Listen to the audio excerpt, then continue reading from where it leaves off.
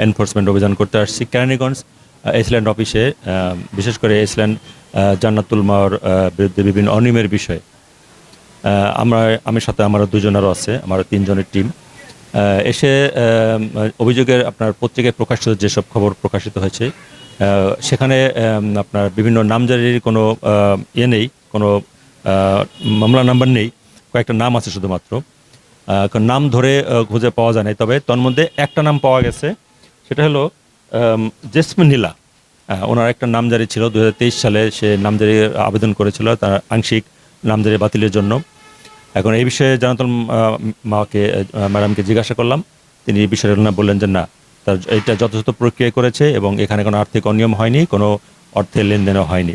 এটা প্রমাণ করার জন্য ওই আপনার যে আবেদনকারী জেসমিন নীলা, তার স্বামীকে ফোন দিলাম, তিনিও স্বীকার করলেন যে না, আমি কোনো আর্থিক কোনো অনিয়ম হয় নাই, এসলেন আমার কাছে কোনো টাকা পয়সা চাই নাই। নিউজ ধরে আমরা তদন্ত করেছি, ওইটি আমাদের অভিযোগের ভিত্তি, অভিযানের ভিত্তি ওইটাই, ওই নিউজটাই, ওই নিউজ ধরেই আমি অভিযান পরিচালনা করেছি।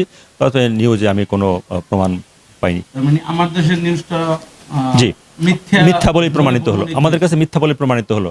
কারণ এই যে নিউজে প্রকাশিত যে জেসমিন নীলা যে প্রকাশ করেছে, নাম বলেছে টাকা চেয়েছে, সেই তাকে সরাসরি আমি ফোন করেছি তার স্বামীকে, তিনি নিজেই স্বীকার করেছেন যে না, আমাদের কাছে কোনো টাকা চাই নাই। আমার দেশের নিউজটা মিথ্যা ছিল। জি, এই নিউজটা মিথ্যা ছিল।